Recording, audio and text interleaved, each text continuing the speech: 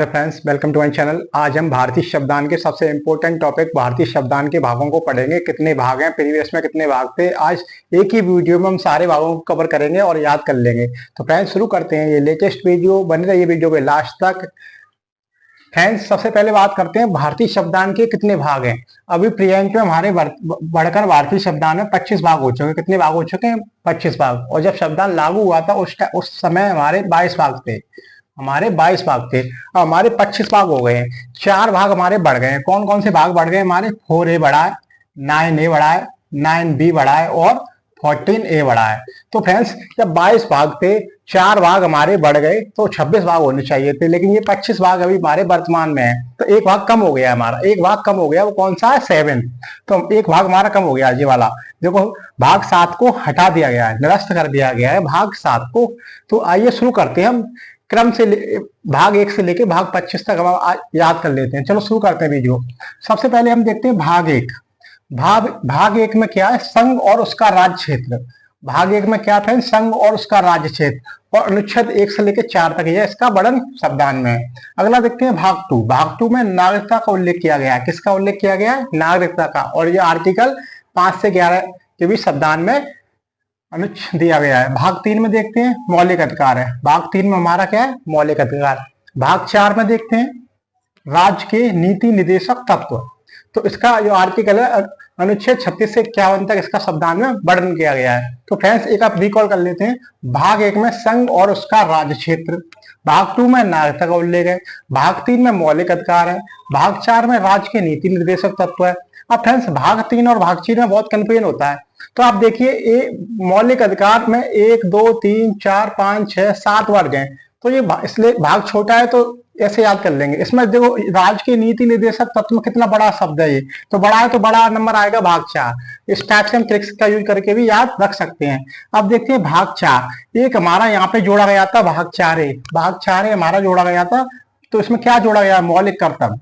क्या जोड़ा गया है फ्रेंड्स? मौलिक कर्तव्य। अनुच्छेद 51A के द्वारा मौलिक कर्तव्य को जोड़ा गया है। तो जोड़ा गया है 42वें शब्दान संशोधन अधिनियम 1976 के द्वारा ये शब्दान में जोड़ा गया है। 42वें शब्दान संशोधन अधिनियम 1976 के द्वारा 51A मौलिक कर्तव्य भाग 4A को जोड़ा गया।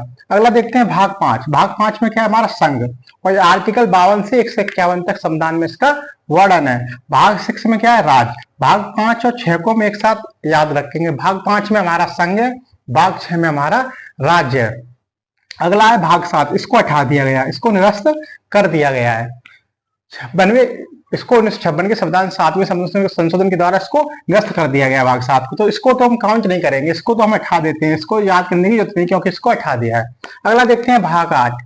भाग 8 में संघ राज्य क्षेत्र है। भाग 8 में क्या है? संघ राज्य क्षेत्र। भाग 9 में क्या है? भाग 9 में पंचायत। ये इंपॉर्टेंट है तीनों, क्योंकि यहाँ से प्रश्न एग्जाम में आता है। भाग 9 में पंचायतें हैं। 9 में क्या जोड़ा गया है? 9A जोड़ा गया है और 9B हमारा जोड़ा गया है। तो 9A में क्या है? 9A में हमारा नगर पालिकाएं हैं। नगर पालिकाएं जोड़ी गई थी हमारे 1992 में 74वें संविधान संशोधन के द्वारा जोड़ी गई थी।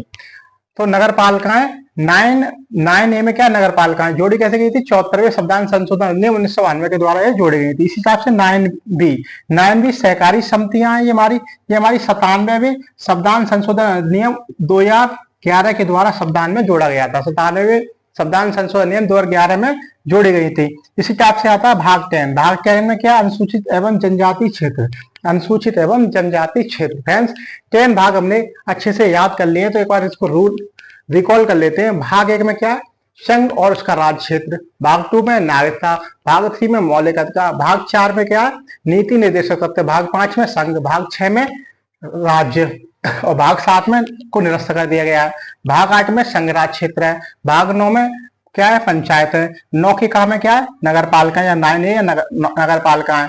भाग 9 के बी में सहकारी समितियां हैं, जिसे 97वें संविधान संशोधन 2011 के द्वारा जोड़ा गया। भाग 10 में अनुसूचित एवं जनजाति क्षेत्रों का वर्णन किया गया है। तो उम्मीद करते हैं आपको अच्छे से याद हो गए। जो भी साथी नए जुड़े हैं चैनल को लाइक कर लीजिए, सब्सक्राइब कीजिए। नेक्स्ट आगे बढ़ते हैं। आगे और भागों को पढ़ते हैं। भाग 11 देखते हैं। भाग 11 में किसका वर्णन है? संघ और राज्यों के बीच संबंध।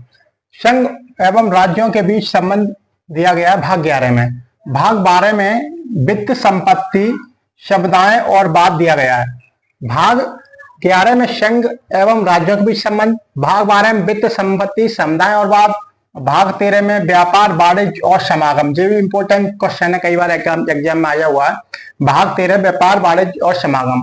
भाग 14 देखते हैं संघ और राज्यों के बीच अधीन सेवाएं, संघ और राज्यों के अधीन सेवाएं, संघ एवं राज्यों के अधीन सेवाएं। भाग 14 में जोड़ा गया है, जैसा मैंने शुरू में बताया था 4 जोड़े गए थे, इसमें 14 का जोड़ा है, 14 का इसमें अधिकरण को जोड़ा गया है। किसका जोड़ा गया है? अधिकरण। 42वें शब्दान संशोधन अधिनियम 1976 के द्वारा इसको जोड़ा गया है। 42वें शब्दान संशोधन अधिनियम 1976 में इसको जोड़ा गया है। किसको? भाग 14 को, अधिकरण को। भाग 15 देखते हैं, इंपोर्टेंट है। भाग 15 निर्वाचन से संबंधित है। भाग 15 निर्वाचन से संबंधित है। भाग 16 कुछ वर्गों के संबंध में विशेष उपबंध, जैसे SC ST OBC, ये हमारे कुछ वर्गों के संबंध में विशेष उपबंध। भाग 17 और 18 एक साथ याद रखेंगे। भाग 17 में राजभाषा है, भाग 18 में आपात उपबंध है। तो फ्रेंड्स एक आप फिर से देख लेते हैं। भाग 11 में संघ एवं राज्यों के बीच संबंध, भाग 12 में वित्त संपत्ति समुदाय और भाग 13 में व्यापार वाणिज्य और समागम, भाग 14 में संघ और राज्यों के अधीन से भाग 15 में निर्वाचन है, भाग 16 में कुछ वर्गों के संबंध में विशेष उपबंध, और भाग 17 में राजभाषा है, भाग 18 में क्या है? आपात उपबंध। अब भाग 19 देखते हैं। भाग 19 में प्रकीर्ण, भाग 19 में प्रकीर्ण है। भाग 20 शब्दान संशोधन से रिलेटेड है। आर्टिकल कितना है? शब्दान संशोधन 368। भाग 20 में शब्दान संशोधन का वर्णन है। इस शब्दान संशोधन कहां से लिया गया है? हमारा दक्षिण अफ्रीका। कहां से लिया गया है अपने? दक्षिण अफ्रीका से शब्दान संशोधन लिया गया है हुआ। भाग 21 देखते हैं। अस्थायी संकर्णकालीन और विशेष उपबंध, अस्थायी संकर्णकालीन और विशेष उपबंध। और लास्ट है हमारा भाग 22 संक्षिप्त नाम प्रारंभ, हिंदी में प्राधिकृत पाठ और निरसन। तो फ्रेंड्स ये शब्दान के अगर हम इनके क्रमिक रूप से देखेंगे तो 25 भाग हैं, और वैसे अगर देखेंगे तो यहाँ पे हमारा भाग 22 बन रहा है। तो लेकिन एग्जाम में विकल्प के तौर पर आप 25 ऑप्शन लगा देना। अगर 25 नहीं दिया है तो 22 दिया हुआ 22 लगा देना। लेकिन वर्तमान में अभी हमारे शब्दान में 25 भाग हो चुके हैं, और हमारा वैसे हमारा वो जो 7वां भाग था उसको शब्दान संशोधन अधिनियम 1956 के द्वारा उसको हटा दिया गया है। तो फ्रेंड्स उम्मीद करते हैं आपको ये अच्छे से याद हो गए। इस वीडियो को आप 1 से 2 बार पढ़ोगे तो आपको याद हो जाएंगे निश्चित ही। उम्मीद करते हैं आपको वीडियो अच्छा लगा। जो भी साथी नए जुड़े हैं चैनल को लाइक करें, सब्सक्राइब करें। मिलते हैं आपको फिर एक नई वीडियो के साथ। Thanks everyone. जय हिंद।